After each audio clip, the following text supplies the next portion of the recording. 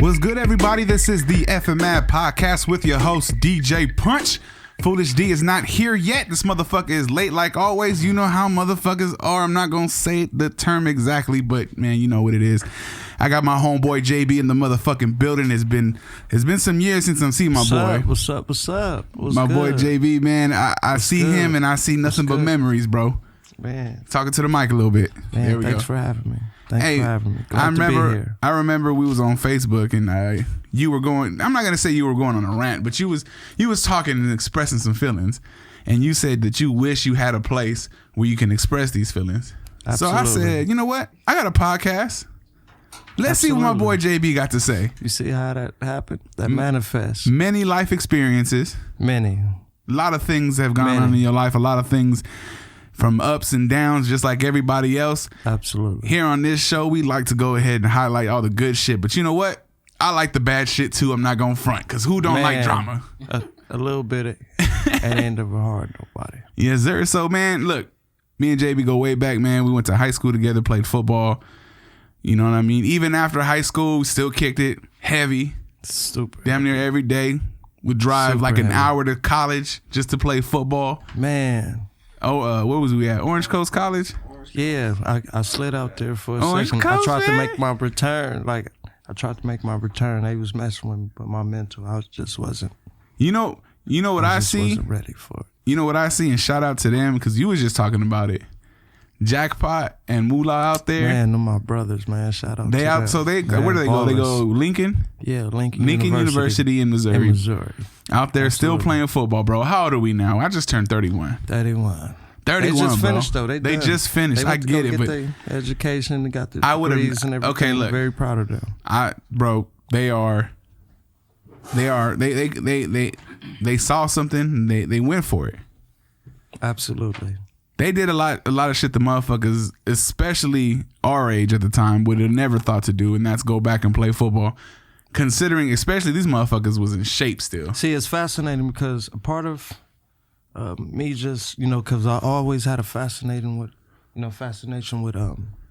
boxing and combative sports. Seeing my boys just, go back and like, I'm just gonna play ball, and they was wanting me out there so back, like, man, you need to come back, bro. Come play linebacker, man. You still got it, man. You still can run. I'm like, nah, man, I'm not. Everybody got those homeboys, bro. I'm like, if anything, I come back, I'm playing quarterback. Bro, Straight up. everybody got those homeboys. Absolutely. That still think you can do it. I'm telling you right now, there's some things to where I'm like, I really don't feel like I could do it. You know what I mean? And to see that these motherfuckers like went out there and said, fuck it, bro. We still gonna ball. Man, my squad savages, man. Motherfuckers have to talk me into doing shit, to be real with you. For real. So for me to be, you know what I mean? For me to be, for me to be sitting here and seeing them doing the damn thing, bro, that shit's fucking dope as shit. It's super dope. Like, Who here? It fueled the fire of mine. You know. Come what I'm on, saying? foolish. Oh, here you go right now. That was that nigga now. Come on, foolish. Wait a minute. We talking. Oh, y'all motherfuckers over there. Anyways, bro. So let me dig into your life a little bit, bro. Let's do it. High school. What happened after high school? You said you was stuck on the 5. Get your ass in here and get on the mic. It's all queued up for you. Man, what's good? We got something in the car. Oh. So fresh out of high school, bro, what'd you get into? Okay, let's see. So long ago. Don't make me feel old as shit already, bro. Nah, so long ago. Okay, fresh out of high school. I went to Fullerton College. Mm-hmm. Played football there for a little bit. What made you go to Fullerton? That's kind of a little push for us. It was really Coach Mazzotta. When he came up to the high, he just seemed like, a real genuine person. He was like, Jonathan, da-da-da-da-da. Because, my senior year, I was, I kind of messed up a lot, Mm-hmm. with with my whole scouting process, with me just, I was fighting a lot, and I mean, because you was a baller.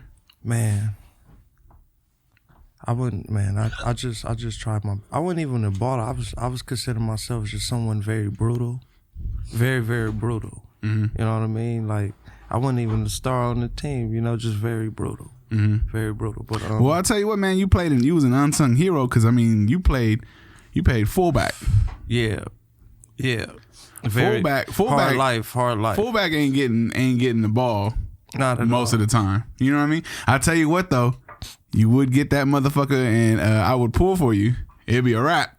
Famous. We knew that shit was going house, homie. every time. Every fucking time. That play every time. Most 85% of 90% of the touchdowns I've ever scored, I was right behind you. So Coach crazy. Mazzotto got you to go to Fullerton. Yeah. When you were there, what happened? I wanted to play running back because, you know, defense was cool. Hitting was cool. And, you know, the physicality of tackling and all that was cool. But something about that thrill of getting the ball in your hands. And I just always felt like whenever I got the ball in my hands, like magic happened. Because, I don't know, that's just, it was more exciting to me. Like, it felt more genuine, you know? It was more of an authentic feeling. Me playing defense or just hitting, that was just me expressing myself. But running that ball is like, it's when you truly feel free. It was kind of a different feeling. So I kind of fell in love with that feeling. What kind of running back would you classified yourself as? One cut guy upfield. Gonna hurt the first person that come, or either I'm a stiff form or I'm a dish it up, like either I'm a juke him, stiff form him, or I'm gonna give it to him. One or the other. I tell you what, you always made the first move. I do remember that shit. Cause I just know fighting, you better get the first lick. Yeah. Whoever get the first lick usually win. So how long were you at Fullerton? I was there a year. Probably not even the whole year. Probably like half a year. You know, Okay. I was just going through a lot, you know, just being an 18-year-old, you know, like fully independent, you know, dude, I wasn't even living at home. You know, I was living in my car. Oh, shit. You know what I'm saying? Working at, you know, my first job before I was working at Bally Total Fitness, you know, I was working at Jamba Juice, you know, right there in Long Beach. And, you know, just waking up, going to school, you know, rest in peace, my homie Jamar Brown, you feel me? You know, so you was I used to push with him, you know, sometimes because when my motor blew up, I remember my car blew up. I was like, oh my God. I blew a head gasket. I ended up getting a lemon. You know what I'm saying? I'll tell you what, man, there My was a lot of second people car. our age at that time. They didn't give a fuck, bro. They would, like, there was people that outright knew that it was a, what's that shit called? When it's been in an accident, a salvage. Motherfuckers will buy that bitch right. Don't give a fuck. Salvage don't Not give a even fuck. caring. Not Oh, even what? caring. It's a Marrow? And then roll it to the It's an IROC? Let me get that. roll it to the Not wheels even fall. caring. Roll that bitch till the wheels fall off. Man. That fucking frame welded together like a motherfucker. Like shit. But yeah, man. So you said things were going on while you were at Fullerton. Yeah. I was there about a half a year, and then you know, working and just, I don't know, it's just pressures of life kind of set in, and I kind of like just dropped out that year. But then I had this kind of little fire kind of in me, and that's when I tried to come back at Orange Coast, and that's when I was, you know, and I remember that tryout. I showed my ass that tryout. Well, that's because so I remember at a whole new position. We though. caught ourselves at the same exact time. It was me, you, and George, where like me and George were going to LBCC. We gray shirted, to be honest with you. But we were just finding something else. We were just trying to experience things, to be real with you. Right. At that point, I saw football and was like, this is fun. But I never got to experience nothing else. You know what I mean? You got to figure, when we was in high school, bro, 3 o'clock, everybody was going home. Everybody was on their way home. Everybody was doing homework. We was either in the weight room or we was out on the field, bro. Our whole high school career. So I can understand if somebody like us after high school decide, you know what, man, I want to do what the fuck I want to do, because I've been on this strict ass schedule all 4 years of my high school, because we played from freshman all the way to senior year. Right. And I'm not going to lie, I damn near was wilding out when football season was over and we had that free 6 period. You know what I mean? So to be 18 and to technically do whatever the fuck you want, I treated that shit irresponsibly as fuck. Right. I wouldn't go to class. I would go to football practice, but even when I played football, I wasn't all the way there. You know what I mean? So did you feel like you were all the way there, or did you just feel like there was too many distractions, or did you think like I can't do this and live life because Well, there's as far as high school goes and sports, I was all the way there. Oh yeah, that's for sure. I was all the way there, bro. I was.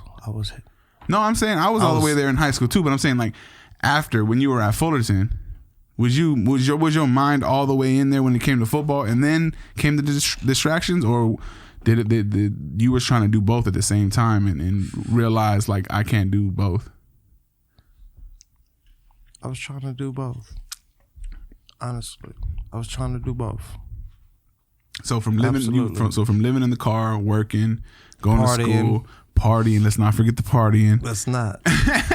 From that, Let's not. to football practice. You know what I mean? Because I mean, even when we went to college, LBCC, bro, I'd wake up in the morning. I had 6 o'clock lifting. You know what I mean? Then you do your classes. Then around 2 o'clock, you got football practice, bro. Everything is planned out for you. I never even picked my classes. Right. So for me, especially when I stopped playing football, to go back and try to do school again, I couldn't even pick my classes out. Right. I didn't know. And back then you had to call a number and put the pin into what class you want. I didn't know how to do any of that shit, bro. And just out of pure laziness, I was like, fuck this. I'm out. That's when I ran into you. That's when we started going to OCC. Yeah. And even at OCC, I was bullshitting. Yeah. I look at like all that time that I wasted, all those years, and I've gained good experiences from them. But the biggest issue is I just feel terrible because of the people that try to help me on my way up there, like my parents. You know what I mean? Mm-hmm. Who, bro, you know me. My parents love the shit out of me. Absolutely. You know what I mean? And, you know, they spoiled me, yes. There's nothing wrong with that, with admitting that your parents spoiled you. I was the only child, bro. But that shit fucked me up. And I only want to say that because it made it too easy for me. You think so? I really think so. And I have been through some shit. But the cool thing is when it came to education, especially my pops, it was always like, oh, you want to do that? How much is it? Like, yeah, I'll pay for it. Right. Because he thought that I was just trying to do something. You know what I mean? He was just trying to give me the opportunity that he didn't have, which I totally get. And I feel bad because I never accomplished that. You know what I mean? Right. I still don't feel like I've ever really accomplished something. I'm still doing stuff. I'm still in the process of doing stuff, but I've never had like an end to something where I was like, all right, that was the end. Cool. I finished that. Something like school. You graduate, that's the end. Cool. I accomplished that. Right. I've never had that after high school. Me neither. What have I finished since high school to where I was like, boom, that's it. We're done. Me neither. You know what I'm saying? We're still working on ourselves. Absolutely. So to think that you're still working on yourselves, bro, everybody still has an opportunity to do something. But, so Fullerton, what'd you do after that? After Fullerton, you know, because, I don't know, it's so hard to recall. Well, I just know I tried to go back to school a couple times after Fullerton, then the OCC, and then it didn't work out. And that's basically when, I don't know, I started really hustling. I started really hustling, honestly. Like, it's just as far as, like, all manners of hustling. Like, you know, legal and illegal. You know? I mean, every day you wake up and you know there's a number that everyone knows they have to achieve for that day. Absolutely. You know what I mean? Whether it's all right, I need gas money to do what I got to do. Well, I figured a decent paying job, most people were making like, what, $100 a day? Yeah, If they're I would lucky. think so, yeah, if they're lucky. If they're lucky, right? Yeah. So I figured in the streets I need at least $100 a day. I That's how remember, thought. bro. That's how I've always thought. No offense to you, but when you bought that Impala and you brought that shit over my house and you was like, I got the Impala, I was like, dope, how you get that? He was like, oh man, you know, just got payments on it, whatever. I'm like, oh, cool. And I thought to myself, motherfucker, you ain't got a job. And you was like, it's $300. Everybody comes across at least $300 in a month. For real. I've never met anybody that thought like that. But then I sit there and I think like everybody has their number that they know they have to gain every day. You know what I mean? Absolutely. And as long as you made that number, it was a successful day. I've always, I figured I broke even if I made at least $50 in a day. in a day. Yeah. If you I figure made that. 50, I'm like, okay, well, it wasn't good, but it wasn't bad. I made 50 today. I ain't lose today. I didn't lose today. I didn't win neither. Yeah. I mean, there's gonna be some days where you take a loss. I've taken plenty of those. But anything under that 50, I'm gonna get a little tight because I know I gotta go double hard the next day. Yeah. So you started hustling legally and illegally. Absolutely. Where did that lead you to? What Of course, the obvious places. You know, jail, in and out of jail. You know, family pains. You know, the loss of your not just your freedom, but you know your freedom of doing certain things. You know, you can't get certain type of jobs anymore. You know, you're in the system. You have to be on probation or parole. The first time you got locked up, what were your charges? As far as like just what type of locked up, like just in jail? No, what were the charges that you got? What were you charged with? Man, You said motherfucker ask anything, JB. the first time, right? The first time. No, I gotta think. You said the first time. Yeah.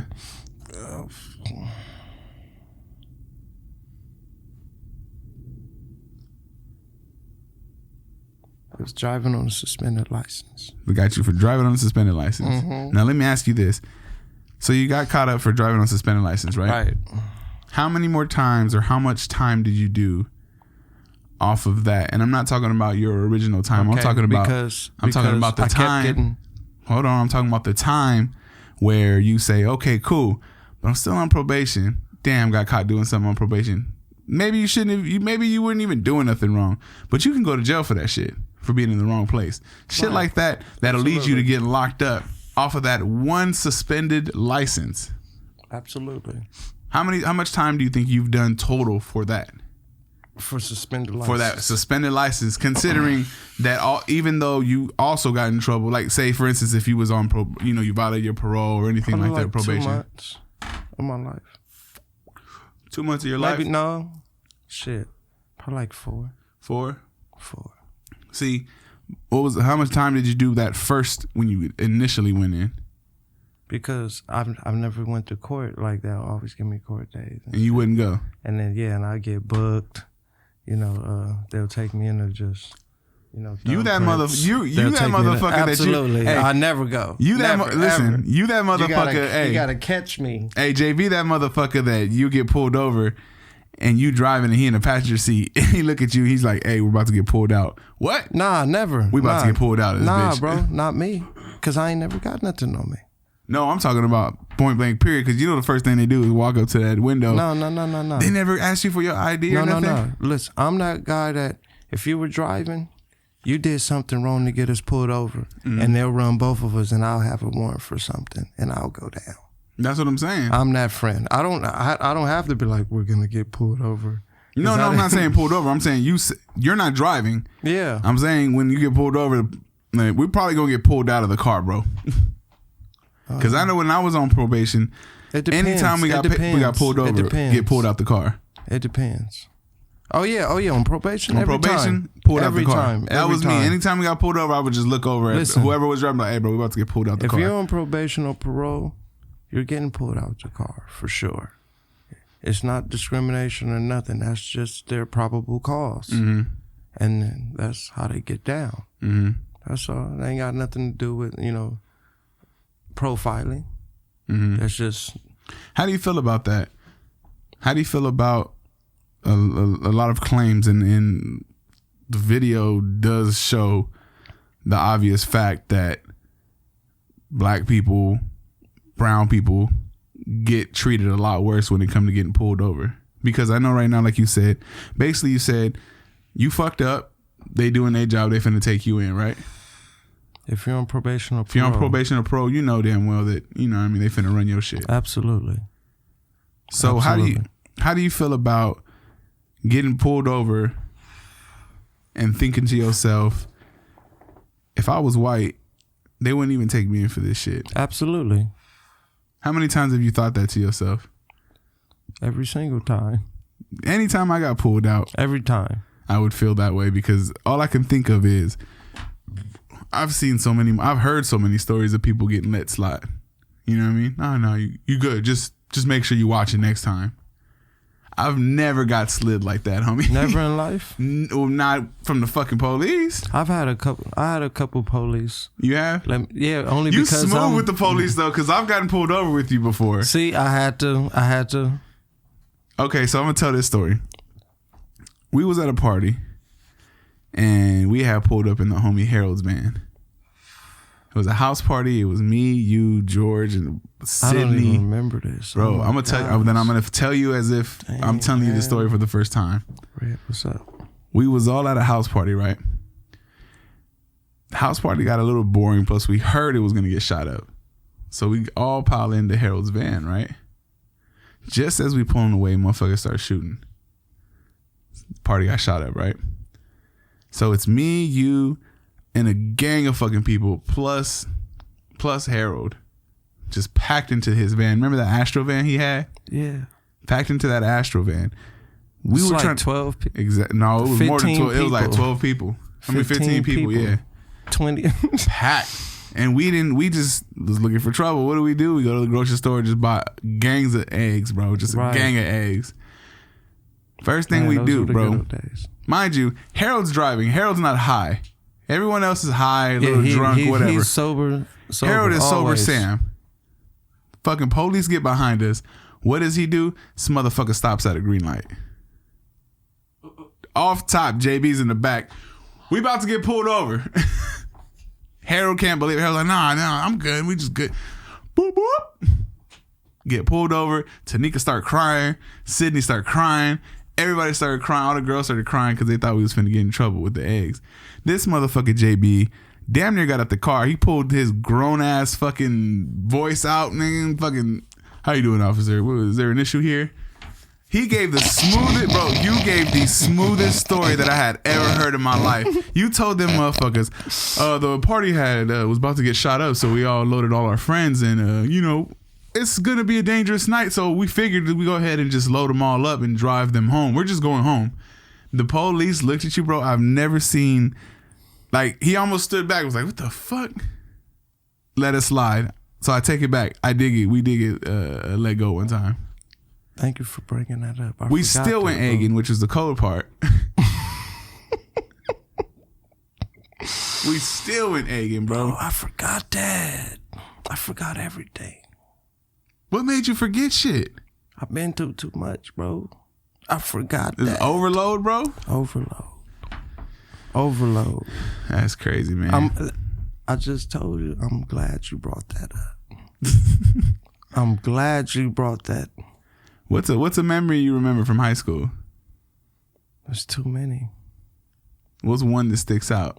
Well, you got to give me a topic. So, as far as okay. what? Give me a topic, and I'll try to elaborate a memory with you. All right. On a football field, what was your high school football? Let's say senior year. Senior year. Well, one, I remember you landing on my ankle. I don't Fucking remember my that shit. breaking my shit guard game when I was tackling, and you got pushed from the back and rolled my whole ankle, and I was never the same. To this day, my ankle's never been the same. Damn, bro, I've never known that I've impacted you like that. You impacted my life, bro. My bad, bro. My shit flat. Like, I lost my jumping ability. You remember how high I could Yeah, jump? hell yeah. You used to dunk like a motherfucker. I can't jump. Oh, bro, don't For tell real, me I that. swear. Come on, man. I swear. Y'all just heard it. I'm 5'9". I can't even jump anymore, bro. But I still can run. But as far as my jumping, I don't got that little piece of the ankle anymore. You know what I mean? But that's one of them. Because as far as the injury, because I always felt invincible on the field. I never got hurt. Yeah. You know what I'm saying? I don't know what made me be so.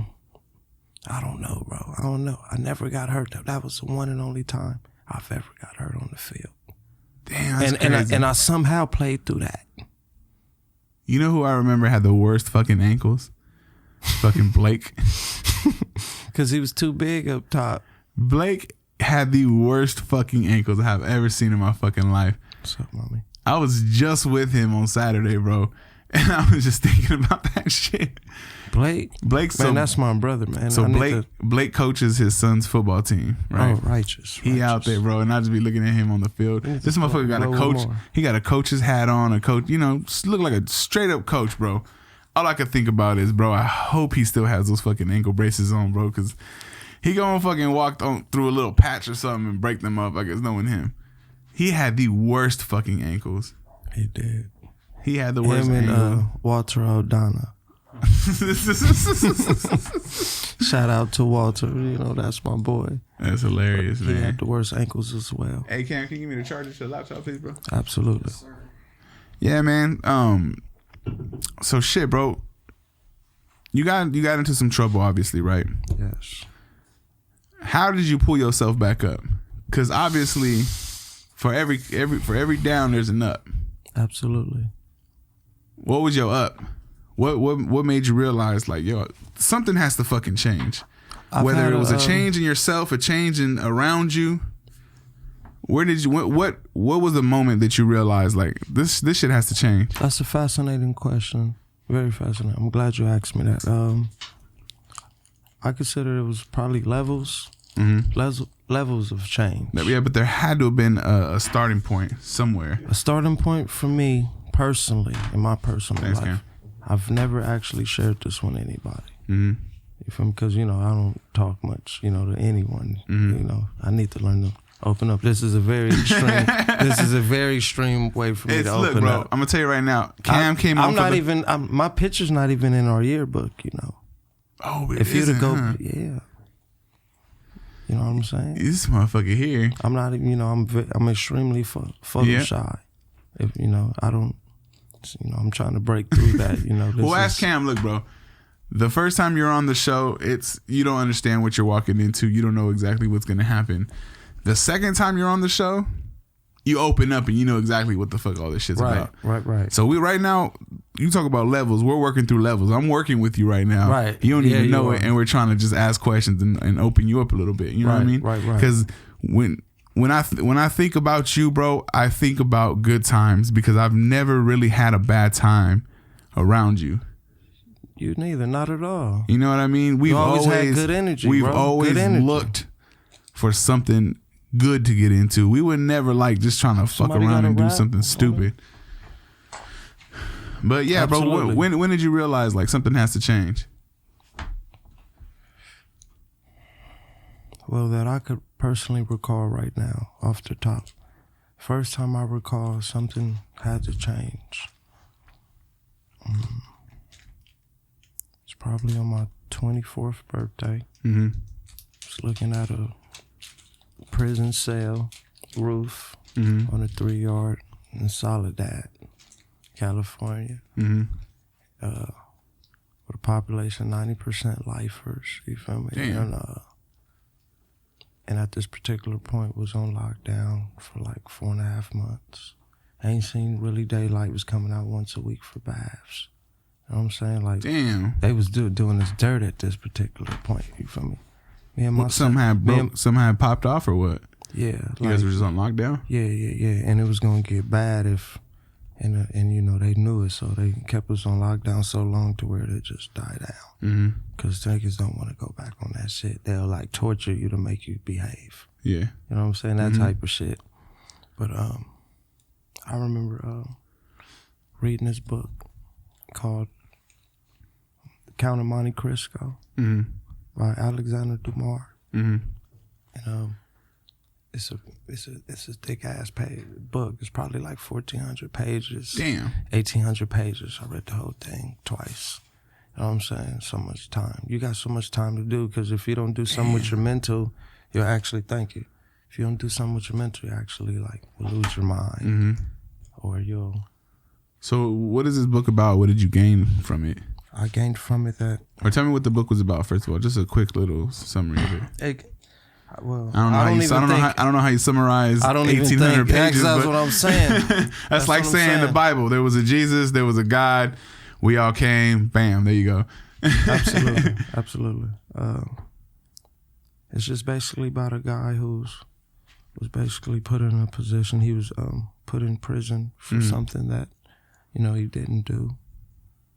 And, he was just, in very dark place, very, very, very, very dark place, in a dungeon. And he ended up meeting, and at his wit's end, he's cursing God and just very, very, distraught and very, hurt, he's cursing God. And it's this guy next door that was like, what's God, got to do with you? It's basically an old man who stole some treasure years ago, and he the only one to know. He's like, look, I'm going to die because, I got this sickness. But when I die, switch spots with me. Because, they had dug a hole through some time through the wall. And like, when I die, switch spots with me and try to roll on out, Just try to get out of there and go get that money. And through the course of time, in 14 years, he taught him, all course of education and, different languages and different science and how to, different etiquette and, stuff like that. And he went and kind of took revenge on, on the people that kind of did him wrong, but in different ways.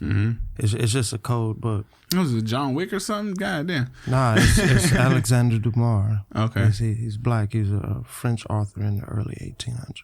Oh, okay. It's a very old book. So when was years it? Old. Oh shit. Yeah. Damn. He's the same author of Three Musketeers. Oh, okay. I'm a fan of that too. Oh, okay. Yeah. So after you read this book, what type of position did you take on it? Because I know you've seen both aspects. You can either take it as I'm not gonna be like that, or I'm gonna be like that. Right. What was your I angle? took both of them actually. Oh, you did? So this wasn't the moment where you realized things needed to change. Nah, this was just one of them. This was just one of the first.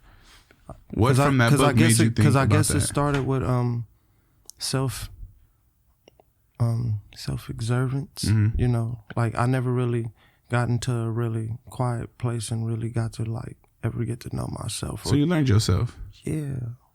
What did you learn about yourself in that time? I learned that if I continued to live a certain lifestyle, that I was going to take myself away from my daughter, and that I was going to, I was either going to be dead or in jail for the rest of my life. Yeah. Ain't no in between. Yep. That's just what it is, and I just either had to make a choice. So what did you take? What did you take from that book that helped you make your next move?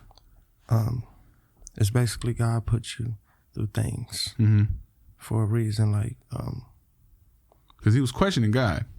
Absolutely, like I was. That was gonna be my other question. Because Were I you felt the like one questioning because God? I always felt like I tried so hard. Like I always prided myself on being kind of like not so much Mr. Perfect, because no one's perfect, but ain't no one gonna outwork me. You know what I mean? Especially on that field. Yeah. That's just how I am. You feel me on that? I may not have ever been the best ever, but ain't nobody ever gonna ever try put a foot forward more firm than me.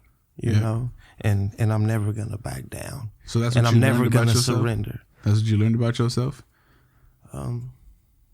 What did you not know before having to spend all this solitary time? I learned that it was a different side of myself that I've never learned to. Just a different side of myself that You was never never tapped into. expressed. You never tapped into it. Yeah. Never So what, expressed. are you talking about emotions? Or are you talking about all thoughts? All that. So you Thoughts, basically, emotions, so you unlock, you different unlock side of some your shit. psyche. Yeah, You unlock some shit. absolutely. Yeah, they say. Absolutely. They say solitary Unlock confinement some shit. is like probably one of the worst forms of torture, right? But I've never been put in that position. Right. I'm sure obviously you have. Right. How long can you go before you start to go crazy? However strong a person mind is. So it just depends on the person. Absolutely. You never broke? Yeah. At one point. Mm-hmm. And due to a cellie I had that was already in prison for 35 years, he literally talked my mind out of that, because, you know, because it was during that lockdown. You was in that little ass room so long, your brain had started to play tricks on you. Yeah. So the walls caved in. It looked like to me, the damn walls caved in, like on some real shit. And I wasn't doing no drugs or smoking no weed or none of that shit, because I ain't about to be smoking out no nigga ass or none of that shit. That's how you get the drugs in there. You gotta, obviously. Somebody gotta poof that shit. You feel me? I ain't fucking with it. Like, the only times I've never smoked the weed was in jail. That's the most sober I always am. Yeah. You know what I mean? You're like, I know how that shit got in here. I'm cool on that motherfucker. Yeah, I'm green on it. Oh, some real shit. I'm good on it. So that celly that you had, what was he doing time for? Yeah, he was one of the original 4 founders of 40s. Oh shit. Old man named Joe Bell. Oh shit. Old gangster from the 60s. How long was he your celly? Nigga, like 8 months. 8 months? Yeah.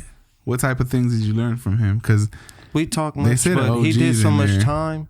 We talked some, but whenever he talked, it was always heavy. He didn't talk much because we were kind of similar in some ways. So we respected each other's space. Like, it was easy to live with him, and it was because we were both the same. Yeah.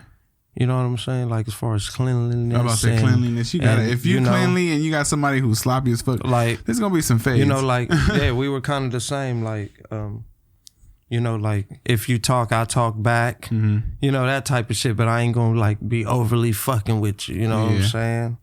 Like, you know, because I don't know. Like, if you know what I mean? We were kind of the same. It was easy. But he used to just tell me, like, just different stories of shit back in the 60s and the 70s and the shit they, like his uncles and shit was doing, like running numbers and, you know, shit like that. Did it seem, when he tells you those old stories, does it seem like it was a lot more harmless back then than it is now? Because back then, how it started, it was more like protection for the neighborhood. It was more like a family. It was all protection. It was a family. You know what I mean? Basically, we all live in this neighborhood. We all gonna protect it. But the original gangsters in Los Angeles weren't Crips. They was gangsters. You feel me? It was the woo gangster, Fortray gangster. You know what I'm saying? Fido's gangster. Before the Hoovers, it wasn't Hoover Crip. It was Hoover gangster. You know what I mean? They were gangsters. So, but the Crip came when, you know, the young niggas put the spin off on it because the drip off of the Black Panthers had to change their name. So community resistance in progress. But then when the crack came, then the drip off from the dudes who wanted to get their own money but didn't want to be like Crips, they had to convert started their own shit, Pyru. So that's Crips spelled backwards. And they went up north. You feel me? Like Buck Rogers and them niggas. You feel me? It was Crips. You feel me? And I met a bunch of his OG homies. That's crazy. You know just what I to mean? talk to them. I'm talking about how do you feel gangsters. when they get to talking and start telling these stories? Y'all gather around like a campfire, huh? Nah, see, the OGs, it's weird. Like, God always guided me. Yeah. Like, it'd be like I be on the coldest yards. Everybody in there from Whiter. Everybody in there from Whiter. Everybody. And these is dudes, like, even the young cats been down 17 years. Damn. You know what I mean? Yeah. Like, I used to be uncomfortable with that motherfucker. Like, bro, they gonna poke me just because they don't want to see no nigga like me. Oh, he got what? That was what he, you know what I mean? Yeah. I used to be uncomfortable. What was the craziest thing you saw in there? Bro, I done seen some shit. What was the most uncomfortable you felt in there? Bro, I don't even know, my nigga. Bro, I done seen some shit, bro. Without no names, no specifics. I done seen some shit, bro. I done seen, like, on some crazy shit, my nigga. Some like, movie type shit? Some movie type shit, bro. Some beyond movie type shit. Like, some shit, like, I always had, like, the side, this is the smallest I ever been. We was freshmen, you know. for my boxing and shit though. But I always had the size and shit. So niggas really never really fuck with me because I was like, nigga, I'm from Bellflower, my nigga. Green Rags was happening. Like most niggas never really test me too much, and if I did, I always dust some shit off real quick, and then my shit would get around quick. So and then but OG niggas are always really happy. But the craziest shit I really seen was a nigga slipping the wrong tank, bro. He slipping his enemy's tank, and them niggas pack him out. But the nigga start raping on the nigga, bro. What? I swear, my nigga. I'm like, what the fuck, bro? What the fuck am I looking at right now? That shit just right there in front of you? In front of everybody. It's all niggas in this shit, nigga. Damn. It's like, and niggas is like, what the fuck, my nigga? You know what I mean? That's some shit you Even the never nigga homies forget. was looking like, what the fuck? That's some shit you never forget. And it was just one person, one Never dude. forget, bro. Never forget. It was one dude. I told you the nigga got packed out and one nigga was, yeah, bro, start raping on the nigga, my nigga. That's I'm crazy. like, what the fuck? That probably was like by far one of the craziest shits I've seen. If you ever talk to somebody who's been in prison for a while, they always say, it's not like the movies, but if you're there long enough, you'll see something. Bro, if It's you not there, like that every day, but if you stick around long enough, you're going to see something. you're gonna see some shit every month, Yeah. at least. What about any riots? Anything ever pop off? while you was in there? Riots. I'm a riot vet. He said, riots? Riots. I'll show you a riot. I'm a riot vet, my They did nigga. not tell you 23 hours lockdown? Nah, I've been in riots too, bro.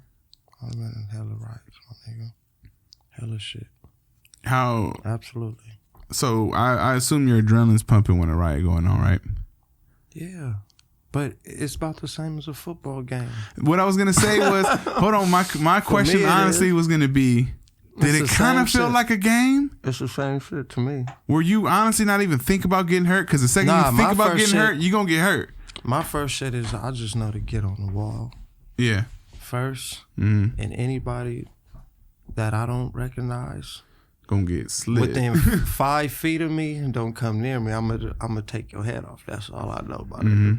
I just know to get on the wall and protect my little circumference. And you come within my shit, I'm gonna dust you. Or if I see niggas I recognize, okay, I'm gonna run over there where the numbers is at. Because niggas will run up and pack you real quick if you ain't careful. Damn. That's my only 2 really survival tactics I've always used in riots. And when you dust it, like boom, boom. Even if you don't How drop long do him they or not, last? them shits could last for minutes, nigga. If it, the ones on the yards are the worst because the block guns and the nerve bombs and all the shit don't work because the smoke go up in the air. Oh shit. And usually on the yard is knife fights because niggas got knives buried on the yard. So niggas is gonna run up and get knives and shit, and niggas Oh, trying nah, to poke. dog. You That's jumping back. where I draw the I motherfucking jump line. back like, oh shit, he tried to. But everybody got a poker on the yard, so it'd be like big ass knife fights. Yeah, fuck that. I don't want none of that, bro. And you was trying to swipe, nigga. trying to take a swipe and run off, nigga. Like, hold on, you know what I mean? Like, I'm out Damn. of here, my nigga. Knife fight. Fuck that, bro. I can't even think about that shit. Motherfucker said a knife fight, like he's some type of pirate or something. Like it wouldn't No, shit. for real, I swear, bro. A fucking real knife fight, nigga. On the yard with hundreds of niggas, though. It's like a fucking video game. What would shit pop off for? It would just disrespect. racial. Somebody No, got no. disrespected, something like that. It was always just something like that. Disrespect. Always disrespect. The only thing. What was It's the all about what was respect. the dumbest shit that something popped off for? Where you was like, come on, man. Y'all could have figured that out. Y'all could have worked that out. It ain't really dumb shit. It ain't. It's always dumb shit. It can be anything. It could be toothpaste. It could be a spot in line. It could be a mop. This motherfucker said a mop. It could be a banana. Nigga, it could be anything. When you put a gang of grown ass men in one confined area, something is bound to pop off. That's real. Something real. is bound to pop off. That's real.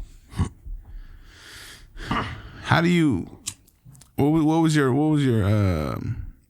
regiment every day? You'd wake up. I just what was play your schedule? ball, bro.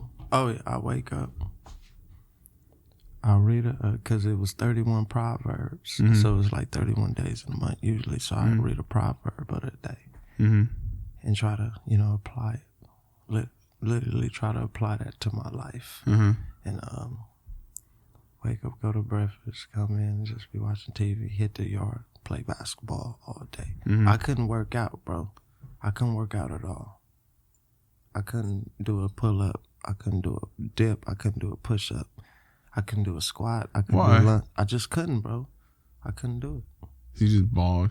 All I played was basketball and be fighting with niggas on the yard. And all that time, I got into one fist fight on the yard that almost turned into a knife fight, but that had turned into some bigger shit. So it got squashed real quick.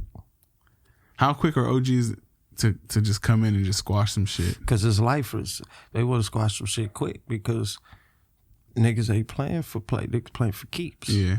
So niggas be like, man, if that shit gotta be worth it, it gotta be some real shit. If it's some shit that can let it go, let it go. Yeah.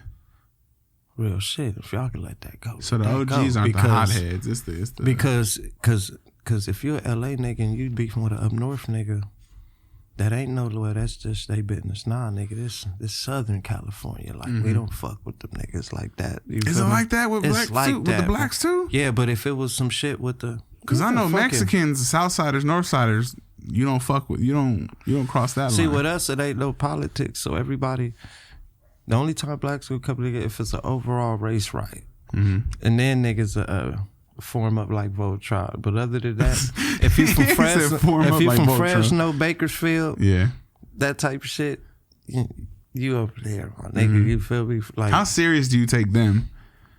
They serious. Yeah. They serious. Because sometimes I see like Bloods or Crips from that area, like on TV and shit like that when they like do documentaries, and I'm like, these motherfuckers look corny as fuck. Bro, they serious. They serious, brother. They serious. Dead ass, like they're in it, like they put in work. Well, obviously, if you getting locked up and you putting in work, that's they just seem like a whole different type of person up there. You know what I mean? No, it's just different. They are different. They are different. But that don't mean they're not with it. Yeah, they with the shit, bro. That's crazy. But they cool too, though. It's just different. When you was in there, was you cool with anybody else, or just you just stay with the blacks? Come on, my nigga. I'm dolo.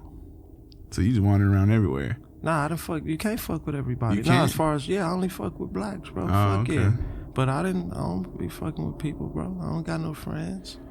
You couldn't be like, I'm dolo. You couldn't catch yourself being cool with nobody? No, I was cool. I had like little, like, oh, what's up, man? But I didn't. I'm dolo. What kept you in that mindset, knowing I have to just stick to myself? I've always been that way. Even in there, like, I know in there you feel some type of camaraderie, don't you? Nah, fuck. Especially being grouped up the way y'all are. Nah, fuck no. Yo, not at all. Not at all. That's wild, bro. Nah. I haven't seen you in so long, bro. I appreciate your presence right now. Because like I said, I appreciate yours, man. Because like I said, bro, when I see you, bro, all I can think about is the good times. The stupid things we've done, the fun times, the fun things we've done, the times we've ran around, the times, bro, the stupid shit we've done, the times I've gone to pick you up and do something, you know what I mean? Driving around, my car breaking down, you remember that shit? And the Camry, in the back, the Camry. Yep, the car broke down, like everything, bro. I remember that. And like even that, it was a good time, cause even though I was worried about my car, we was still just posted. You know what I mean? You wasn't even worried. I wasn't even worried. We were just fuck it, like chilling. We was at the gas station. We was even like posted up, bullshitting. You know what I mean? It's just always seems like a good time when I'm around you, bro. And I appreciate seeing you today, bro, and I appreciate you coming on the show, especially on short notice, bro. I appreciate seeing you too, man. We're gonna have you look, man. We opened up a little bit, bro. Next episode, we're gonna go ahead and make you a lot more comfortable. Man, I was comfortable now, man. You want to hear something funny? Man. You want to hear something funny? What's good? This is how good these podcasts are. This has been an hour already. Are you serious? Has a heart attack. That's a heart attack. So look, it. man, part 2, we're gonna go ahead and do that. All right, man. I appreciate you coming, bro. I'll Is there come back anything? for sure. Is there anything you want to plug? Is there anything you wanna say before you go? Nah, just. Nah, You don't want people nothing. to follow you on Instagram, nothing? I don't got no Instagram, bro. There you go, Dolo. I don't got no Instagram. I don't got no Twitter. I don't got no whatever people be. I have a Facebook. I barely be on that. Yep. Well, You know shit, what I bro. mean? I appreciate If you coming anything, y'all through. can get a live me. Hell yeah. You know, we go live me. Hell yeah. Check this out, bro. Make sure everybody follows me at I am DJ Punch on Instagram, Twitter, Facebook, the whole shabam boo, baby. Make sure you follow the homie Foolish D at Foolish_D, Foolish with a PH. Also, make sure you follow the show at the FMAD Podcast, Instagram, Twitter, Facebook, the whole shabam boo, baby. Make sure you hit us up on YouTube, SoundCloud, iTunes Podcast, Google Play Podcast, Spotify. We on all that shit, bro. There's no excuse for y'all not to be listening to the fucking show. Make sure you subscribe, comment, leave ratings, everything. Any type of support, we'll take it. If you don't like the show, tell us you don't like the show. I'll take the fucking comment. Shit. Hit us up, man. Make sure y'all DM us. If you want to get on the show, make sure you hit us up at the FMAD Podcast. Peace.